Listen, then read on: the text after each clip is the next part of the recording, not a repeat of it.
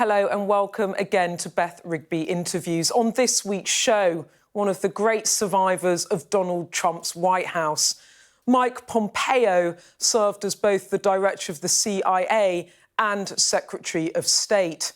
He tells me why current President Joe Biden appears weak to Vladimir Putin and why the world should fear China's leader more than Russia's.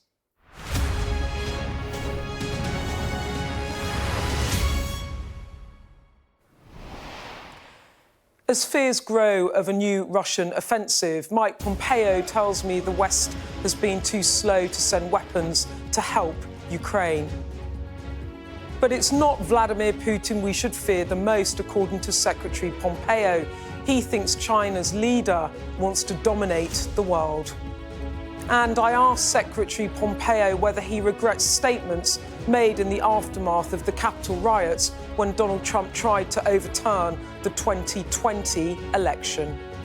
There will be a smooth transition to a second Trump administration. Right? We're ready. Secretary Pompeo's take on that moment in history is definitely worth waiting for. But first, we turned to his new memoir, Never Give an Inch, and talked about what it was like working in the Trump administration. Secretary Pompeo, thank you so much for joining us on the show today. You were the great survivor of the Trump administration. You stayed with him throughout his 4 years. Do you regard him as having been a great president? The work that we did was pretty remarkable. I think it will absolutely stand the test of time. The legacy is hard to predict, but if you look at the changes made in the Middle East with the Abraham Accords, if you look at the United States for the first time in, 40 plus years, we challenged the Chinese Communist Party that had destroyed millions of jobs in our country. We put America first. We put religious freedom at the front of what we were doing. And we delivered on behalf of the American people in a way that protected them from ever having to support a war in Europe. All of those things we were successful at. And I noted in your book, you said, I would do it all again and I might. So maybe we'll come on to that in a bit. I'm happy to take that on. You know, it's you don't get these opportunities in life very often. You had folks in the administration that decided it wasn't for them. They didn't want to be part of it. It was a very noisy administration. We suffered under the Russia hoax for 2.5 years. So it was tough sledding for sure. But I would, if given the opportunity, absolutely do everything again. I'd do a few things better. We didn't get it right every single day, but I am incredibly proud of the effort that we made and the outcomes that we got. And Secretary Pompeo, I will certainly come back to that in a bit, but what I wanted to start off talking to you about was the Pompeo-Trump philosophy when it came to foreign policy. This quote really struck me from the book. You wrote this: "Those that assume the best of human beings, especially of authoritarian leaders with track records of inhumanity and aggression, are doomed to fail. Thus, the progressive philosophy that will cease harmony, that wars will cease and harmony will reign if we have more talks, more tolerance, more concession, more UN governments, less American presence in the world, is completely naive. It causes wicked men such as Kim, Xi and Putin to salivate." I was interested in that because in the book, a lot of it is about you actually engaging with those people, trying to talk to them, trying to negotiate, trying to strike deals. So you're quite critical when the Democrats do it, but you did it yourself. Oh, goodness. Nothing could be further from the truth. It's not about the engagement. This is the problem that the progressive left has in their outlook on the world. They assume that others want to be more like you and me. Xi Jinping no more wants to be like you or me than a man in the moon. Chairman Kim, the same. Vladimir Putin, they don't understand human dignity. They don't understand property rights and decency. These are people who have a value set that is so disconnected. So it's not about the engagement. Happy to talk to them. I did. I met with the Taliban. I met with Xi Jinping. I met with Chairman Kim too many times. But we were never about the engagement. We never came home and said, great, we had a great conversation. It was lovely. Boy, we made a lot of progress because we were all just sitting in the room. It's not about process. It's about delivering. I want to talk to you about some of these leaders because there's lots of really colourful parts of the book where you talk about these meetings with people that very few people actually meet. So let's start off with North Korea's Kim Jong-un. You were under no illusion about the sort of man you were dealing with, were you? You called him a killer, a man who starved his own people. What was it like meeting him? It was really something. For someone like me who, goodness, in 2009 was running a machine shop in Wichita, Kansas, to be on a plane as CIA director on a clandestine mission, flying on Easter weekend of 2018 to meet this fella who not only starved his own people, but he'd killed an American. Otto Warmbier had been in detention in North Korea and had come home and died from his mishandling there, his maltreatment there. He was evil and we knew it, but we had an objective, one that we ultimately weren't successful in, but to get him to give up his weapons of mass destruction.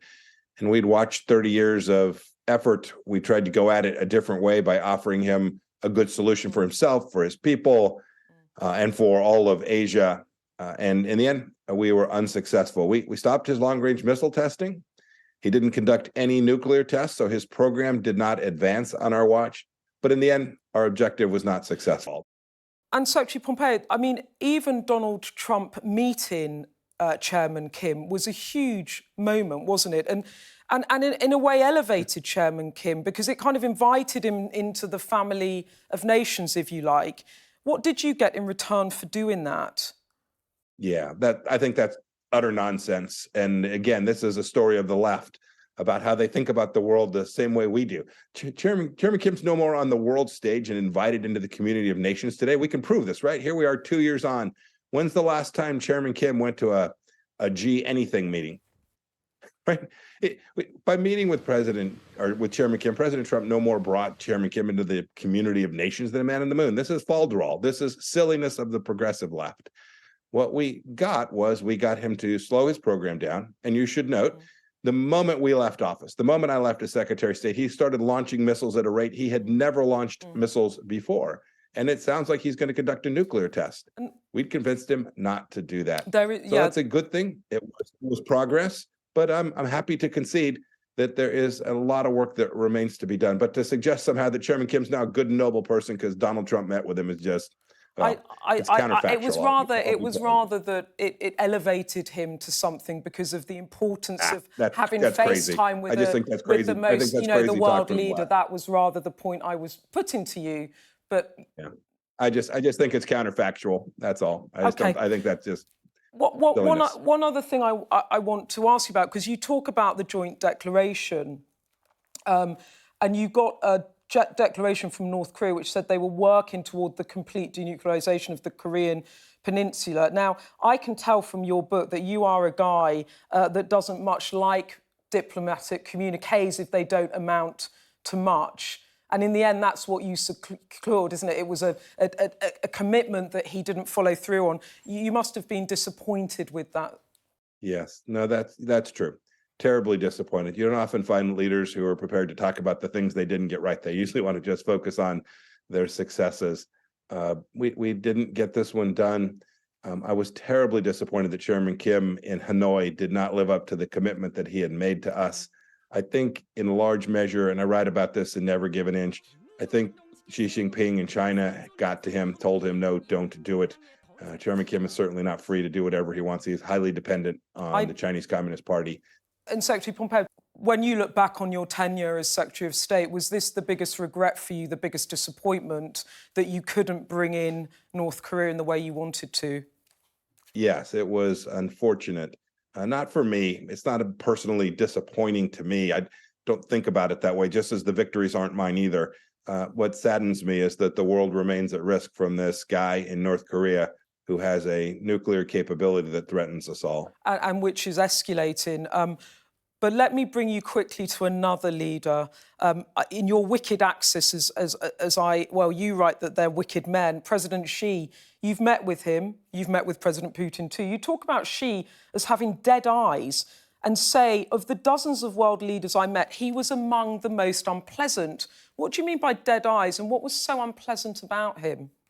When you sit down with people, even with Chairman Kim, we would have a good communications. There was some level of interactivity, just human activity that you have when human beings are sitting together None of that existed in my interactions with Xi Jinping. He was focused on his vicious objective.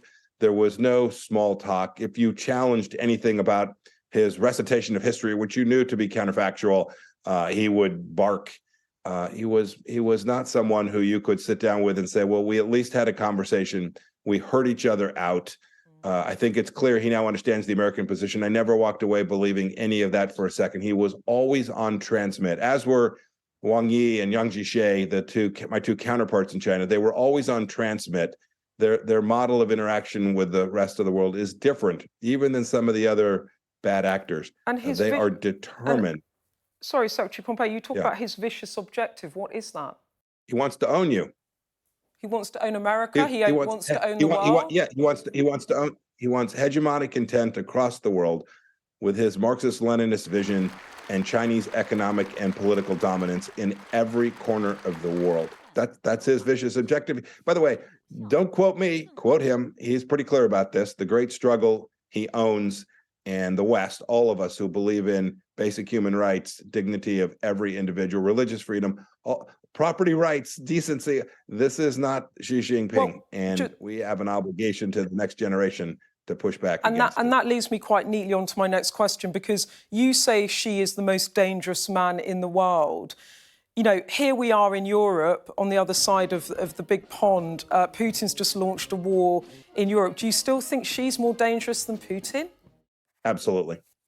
Not even close. Why? Vladimir Putin has a very capable nuclear program and an economy that is dependent on a single industry. And if we'd produce energy in America, that industry would be a lot less valuable to him. When the Biden team came in, they literally generated $30 billion a month worth of increased profits to fund this war against Vladimir Putin. We know how to fix this. Europe has the capacity to defend itself if it will take up those tools. Xi Jinping is a different creature. The globe is dependent on him economically. He has 1.4 billion people, although his population shrank last year. He has an economy that rivals the size of that of the United States of America, a highly capable space and military and cyber program. And that's the capabilities. And we have now also seen his intention. Vladimir Putin has as much as he believes in greater Russia and going after all of Europe, he has no illusions about his capacity to dominate the world. Xi Jinping believes this is not falderall he believes he's going to dominate the world. Those are two fundamentally different risks for our way of life in Europe, in the United States, in Asia, in the Middle East, everywhere. In your book, you address the issue of Ukraine, and you say the world could learn from the Trump administration's example of drawing clear lines of deterrence and then defending them relentlessly. You think Trump would have done a better job on Ukraine, Russia than Biden? Well, let's look at the facts. I'm all about data and facts. Putin hasn't changed. I met with him. He's a bad guy. I looked in his eyes. I didn't see his soul. I saw evil. Make no mistake about it, he's a bad guy. What changed in the last decade? In 2014, President Obama allows Putin to take Crimea, 1/5 of Ukraine. We always think about this war as having started on February 24th, now almost exactly a year ago. It actually started in 2014. Then for 4 years, Putin doesn't invade Europe, doesn't take another single inch. And then we leave office and he goes at it again. Now, I believe that's not coincidence. I believe it is because we were serious. We had put his economy in harm's way. We'd built the American military. We had created a situation where NATO members put $480 billion more into NATO, which is one of the stories, is that we hated NATO somehow. Ask Secretary General Stoltenberg, who helped him create the NATO that is doing such a good job supporting Ukraine today. We were the force, although we didn't make many friends doing it. We were the force that began that trajectory. And I think Putin could see that. He saw what we did in the Middle East to Qasem Soleimani. He could see we were serious. He watched us in Afghanistan defend things that mattered. I think there was just a fundamentally different understanding in the mind of Vladimir Putin. And you know this, deterrence depends on your adversary's perception of risk. And I think he thought there was a lot of risk if he did this under our watch. And I think he thought there was no risk doing it when President Biden was in office. So you think, Secretary Pompeo, that Trump frightened Putin more than Biden does? Last week, though, Trump said if I were president, the Russian-Ukraine war would never have happened. But even now, if president, I would be able to negotiate an end to this horrible and rapidly escalating war within 24 hours, such a tragic waste of human life. That's Donald Trump on the 26th of Jan. But I put it to you that, in a way, Biden looks like he's actually been the war general. He's leading the allies. He's corralled the West. He's stood up to do that, while Trump is actually laying the ground for a peace compromise. I hadn't seen the comment from President Trump, whatever. Here's what I know about what we did, right? Everybody wants to talk about this random speculation. Let's just look at the facts. You say President Biden's the war general. Yeah, it's true. He allowed the war to happen. The tragedy here is that this began. This is the thing that I don't understand. Folks ask me all the time, Mike, would this have happened if you were still there? And all I can answer, I can't prove the counterfactual. I'm not still there, but I can promise you that it didn't happen while I was there. Doesn't that seem like good evidence that we could have continued that model of deterrence in the same vein that Ronald Reagan had peace through strength? I think the Trump administration nailed that, and we stopped Vladimir Putin from invading Europe after he had already taken a fifth of Crimea under our predecessor. OK, let me put it another way. It suggests a sort of willingness on the part of your former boss, who you worked so close with, to do a deal with Putin. Would you back that approach now, Secretary, on Pompeo, and start brokering a peace deal?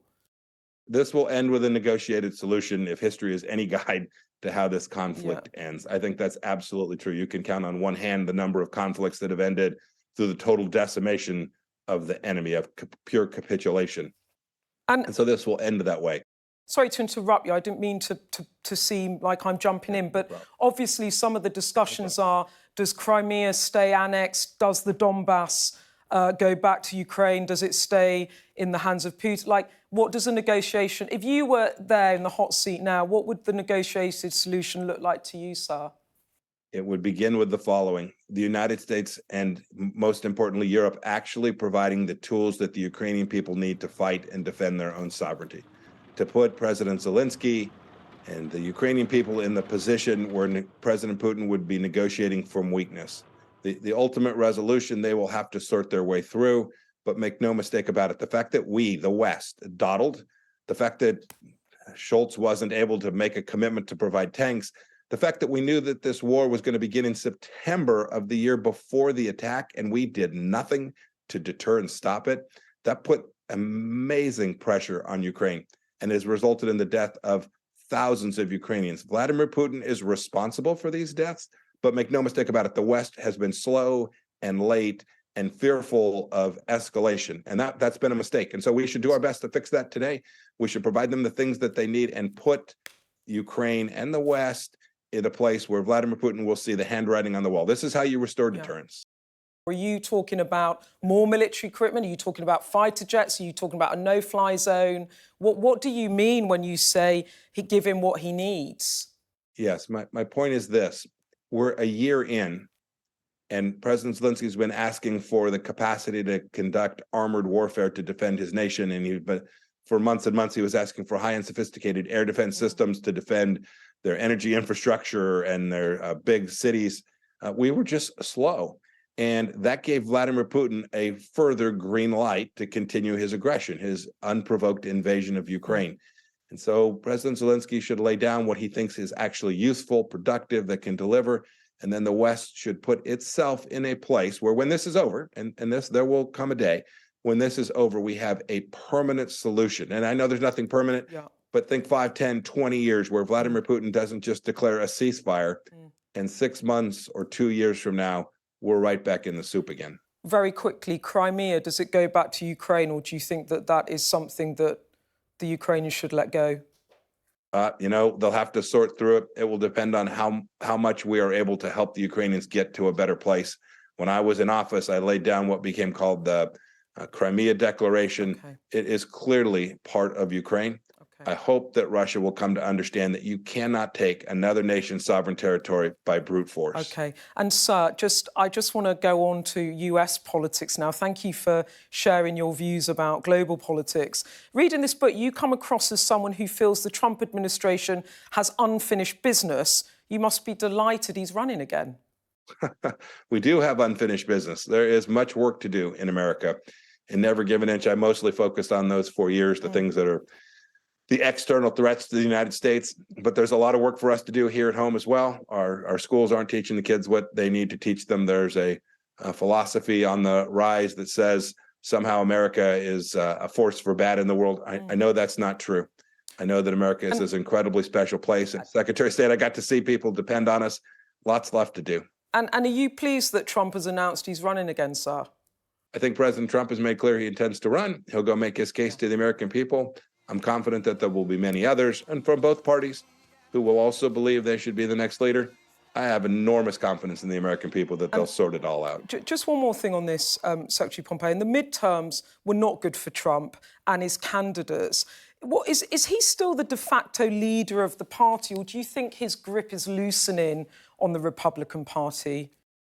I don't spend a lot of time thinking about these things. I know it's the preoccupation of much of the world and the media. You talk about the midterms. It wasn't that President Trump didn't do well that concerns me.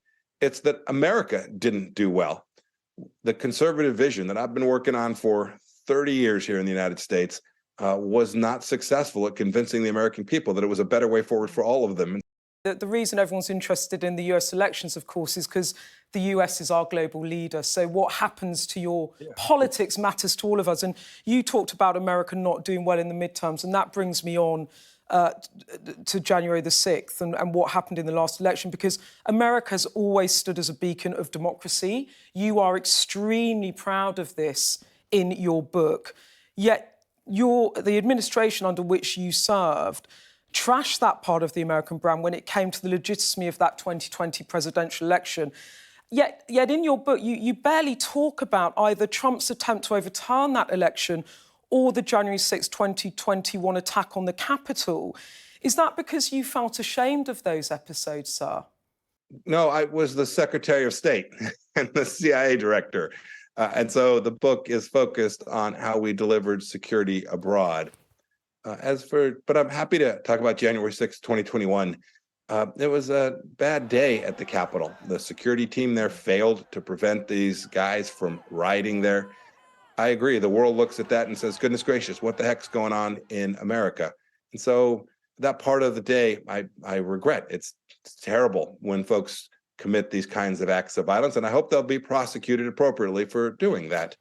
But make no mistake about it, that night, America also showed its strength. Vice President Pence finished the election. We had a peaceful transition of power. But, sir, you famously said in the middle of Trump's attempt to overturn that Democratic vote that there would be a smooth transition to a second Trump administration. You've said since that you were joking, but it was deadly serious, wasn't it? And it proved to be deadly serious in what we saw happen. And we were all genuinely shocked around the world to see this happening to a great democracy. Do you regret saying that now, sir? No, ma'am. Ma'am, if you will take the time when you put this out, if you'll show the whole statement I said that day, it would be greatly appreciated, because taking a little piece out of context is the worst.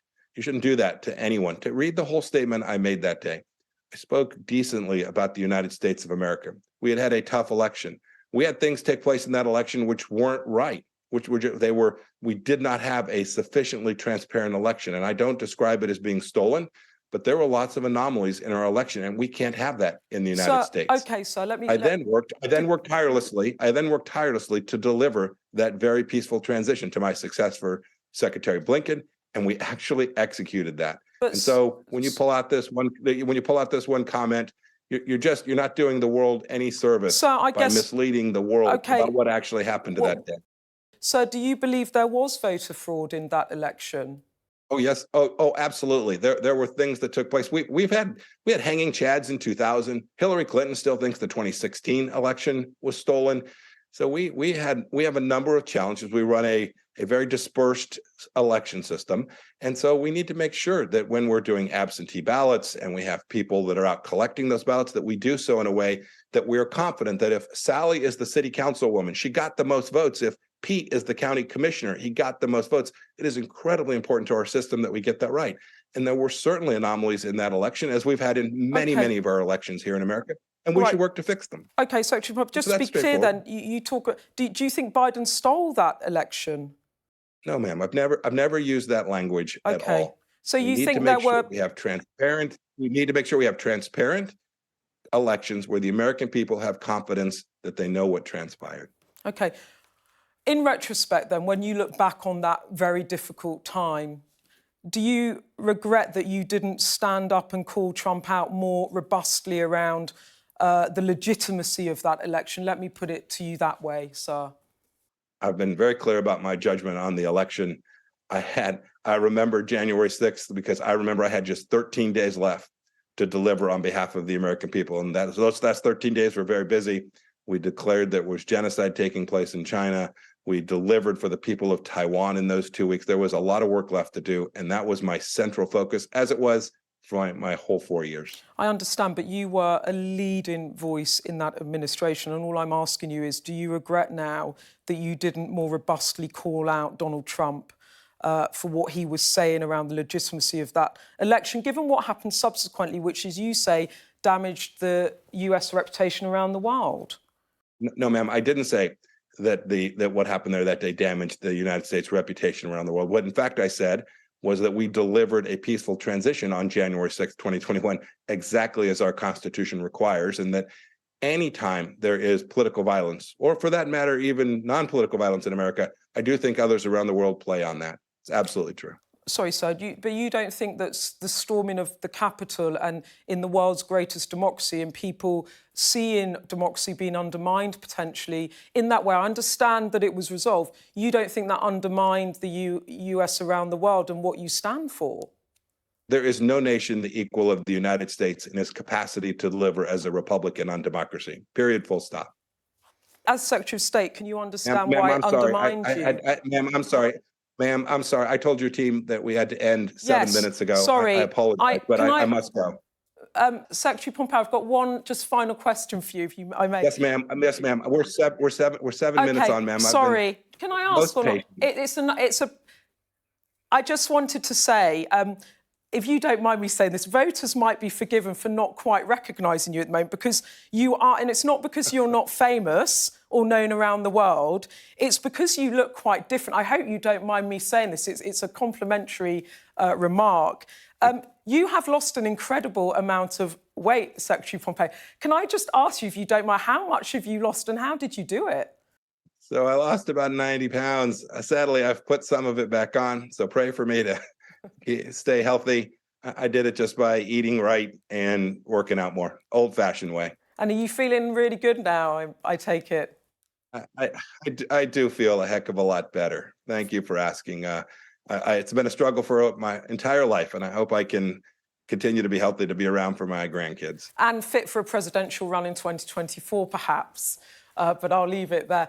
Secretary Pompeo, thank you so much for your time. I'm very grateful. It was fascinating to talk to you. Thank you, sir. Yes, ma'am. Thank you so much for your time today as well. A US government official responded to this interview. In a statement, they told me Mike Pompeo can't prove whether or not Putin would have invaded Ukraine had Trump been in the White House.